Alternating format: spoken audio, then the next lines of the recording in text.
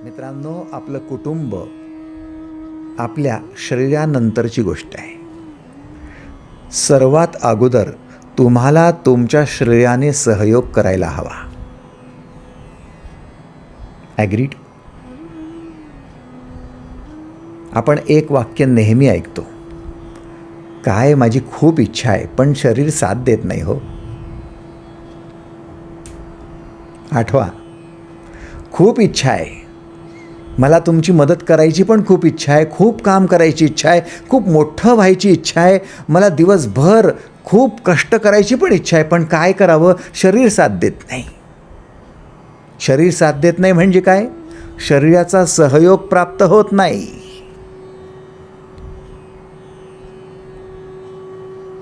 शरीर साथ देत नाही हे स्टेटमेंट आपण खूप वेळा ऐकतो. कधी कधी तर हे स्टेटमेंट आपण स्वतः करतो. ॲग्रीड? आता माझा काही प्रश्न आहे बघा. शरीर साथ देत नाही असं म्हणणारी 10 वर्षापेक्षा कमी वय असलेली किती बालकं असतील? टक्केवारीत जर मोजलं तर 100% असतील? 90%? 80? नाही. 50? नाही. 10 वर्षाखालील शरीर साथ देत नाही अशी म्हणणारी किती टक्के असतील? 25%? तरी नाही. काही लोक म्हणतात 0.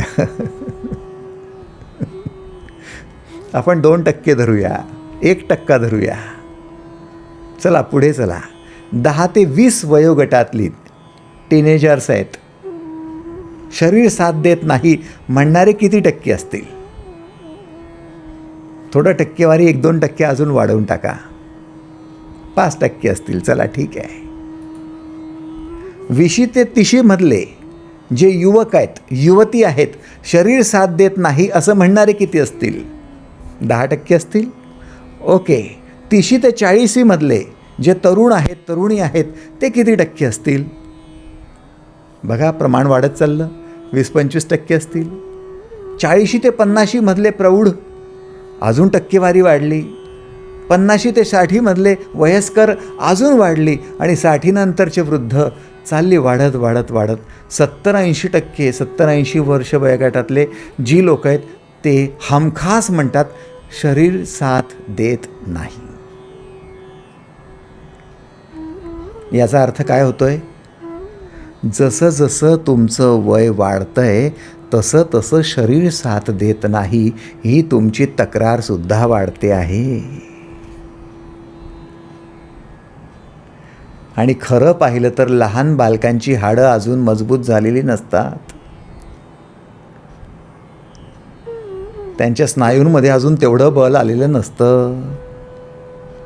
खरं पाहिलं तर लहान बालकं अजून सक्षमसुद्धा झालेली नसतात. त्यांचं हार्ट अजून तेवढं कंडिशन्ड झालेलं नसतं. त्यांचं ब्रेन अजून तेवढं डेव्हलप झालेलं नसतं. त्यांना काय कळत असतं नाही, तरीसुद्धा त्यांच्या मनात हा विचारसुद्धा शिवत नाही की शरीर साथ देत नाही. किती वेळा धडपडतात. आई म्हणते चालता येत नाही का रे नीट? बसता येत नाही का? किती वेळा पडतो, किती वेळा खरचटतं. आठवा ना, तुम्ही 10 वर्षाचे होते तोपर्यंत जेवढे तुमच्या गुडघ्याला जखमा झाल्या तेवढ्या आता 50शीत असताना किंवा 40शीत असताना गुडघे फुटले का तुमचे, जखमा झाल्या का? आठवा फक्त. तुम्ही सांभाळून चालताय तरी म्हणता शरीर साथ देत नाही.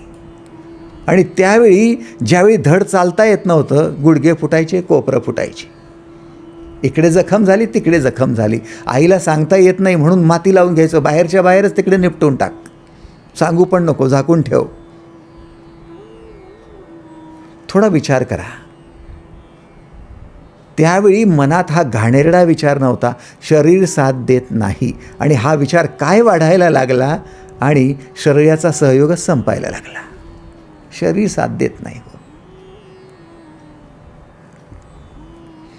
याचा काही परिणाम होतोय का तुमच्या सहयोगावर? थोडं चेक करायला पाहिजे.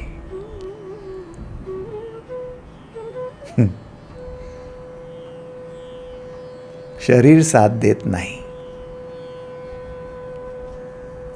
जसा जसा हा विचार मनात फेर धरायला लागतो, जसा जसा हा विचार वाढायला लागतो, तसं तसं कदाचित आपल्याला जे हवं आहे त्याच्या वेगळ्याच दिशेने आपण चालायला लागतो. हवी आहे शरीराची साथ, हवा आहे शरीराचा सहयोग, आणि म्हणतो आहोत शरीर साथ देत नाही. आता पूर्वेला जायचं आहे आणि पश्चिमेकडे तोंड करून उभं आहे आणि तिकडे चालायला लागलो आहे. आकर्षणाचा सिद्धांत काय सांगतोय? सिद्धांत म्हणतोय तुम्हाला जे हवं आहे त्याच मार्गावर उभं राहावं लागेल. जर शरीराचा सहयोग प्राप्त करायचा असेल तर शरीर साथ देत नाही हा विचार मुळासकट उखडून फेकावा लागेल. बघा तयार असाल तर.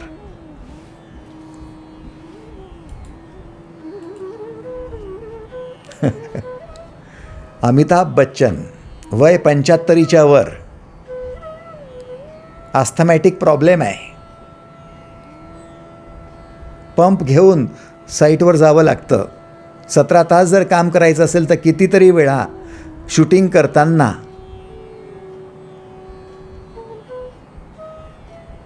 त्या पंपचा वापर करावा लागतो. फुफ्फुसांना श्वास पुरवावा लागतो. पण किती वेळा अमिताभ म्हणत असेल शरीर साथ देत नाही. जर असं म्हणण्याची वारंवार सवय लागली असती तर 75 नंतर 16-17 तास दररोज साईटवर जाऊन काम केलं नसतं, शूटिंग केल्या नसत्या. शरद पवार शरीर साथ देत नाही ही तक्रार जर करत राहिले असते तर आजही कुठल्या पक्षाचं नेतृत्व केलं नसतं, आजही कार्यक्षेत्रात उभे राहिलेले दिसले नसते. असे अनेक लोक आहेत की ज्या लोकांना वयात 75 असो काहीही फरक पडलेला नाही. आजही त्यांचं शरीर सहयोग करतंय. का? आकर्षणाचा सिद्धांत आहे. त्यांना जे हवंय त्या मार्गावर ते उभे आहेत.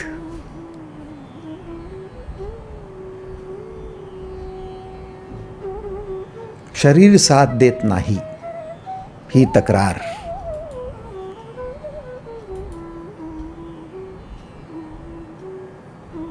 तक्रार तुमच्यासाठी सगळ्यात घातक सिद्ध होते.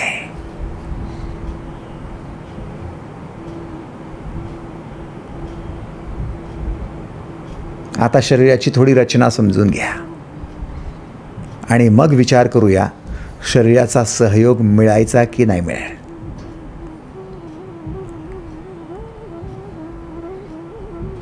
तुमचं शरीर म्हणजे एक ब्रह्मांडच आहे.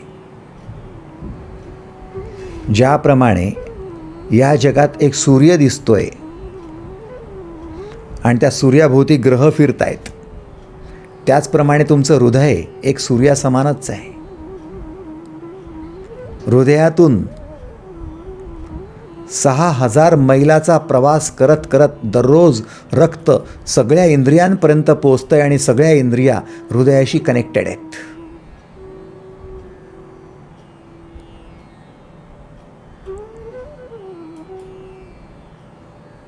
तुमच्या संपूर्ण शरीरामध्ये अनेक पेशी काम करतायत. 100 ट्रिलियन एवढ्या पेशी आहेत तुमच्या संपूर्ण शरीरात आणि त्या पेशींचं सतत काम सुरू आहे. काही पेशी रक्त वाहून नेत आहेत, संपूर्ण शरीराला पोचवण्याचं काम करतायत, त्यांना जीवनावश्यक द्रव्य पोचवण्याचं काम करतायत. शरीरातील काही पेशी जखम झाली आणि रक्तस्राव व्हायला लागला तर ताबडतोब रक्तस्राव बंद होण्यासाठी तिथे एक जाळं विणण्याचं काम करतायत. काही पेशी त्याच्यावर एक नवीन त्वचेचा थर आणण्याचं काम करतायत. शरीरामध्ये विषाणूंचा जर प्रवेश झाला तर त्या विषाणूंना ओळखण्याचं काम काही पेशी करतायत. आणि जर त्या ओळखीच्या असल्या तर मागच्या वेळी ह्याच विषाणूंवर कशा प्रकारे हल्ला चढवला होता त्या सगळ्या गोष्टींना विस्मरणातून परत खेचून आणून त्याच्यानुसार प्रतिहल्ला करून त्यांना बाहेर काढण्याचं काम करतायत. काही पेशी नवीन विषाणू जर आढळले तर त्या विषाणूंना कोणते रसायनं निर्माण करायचे आणि कशा पद्धतीने बाहेर टाकायचं याच्यावर काम करतायत. तुमचं शरीर एक मोठी प्रयोगशाळा आहे, एक मोठं औषधालय आहे, एक मोठंच कारखाना आहे. सगळंच तर आतमध्ये सुरू आहे. तुमच्या आजारांना घालवण्यापासून, जखमांना भरून काढण्यापासून, तुमच्या शरीराला कोणत्याही कार्यासाठी प्रवृत्त करण्यापासून, कोणत्याही पद्धतीने तुमच्या शरीराची झीज भरून काढण्यापासून सगळ्या गोष्टींचं काम तुमच्या शरीरात चालू आहे. Agreed or not?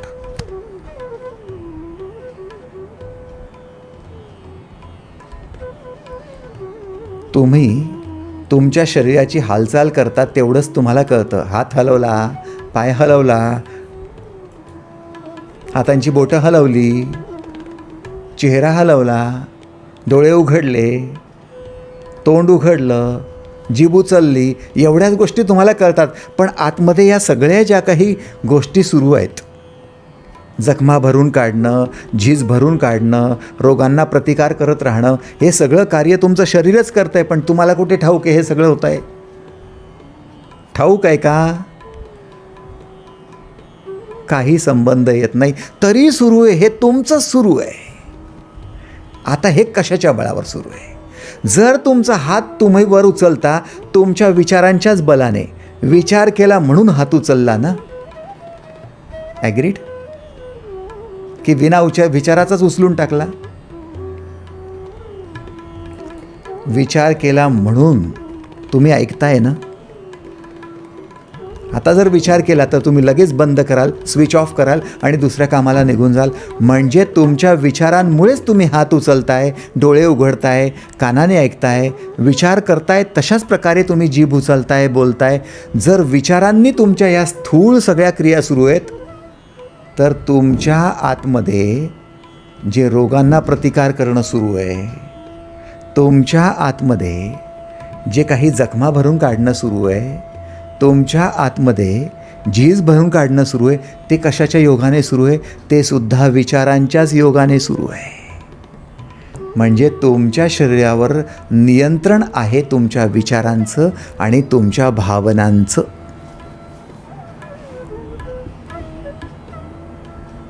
ॲग्रीड? आता जर विचार आणि भावनांचं नियंत्रण तुमच्या शरीराच्या हालचालींवर आणि तुमच्या शरीरातल्या अंतर्गत क्रियांवर आहे तर तुमचे विचार आणि तुमच्या भावना दोघंही तुम्हाला सांभाळावे लागतील जर तुम्हाला शरीराचा सहयोग प्राप्त करायचा असेल तर.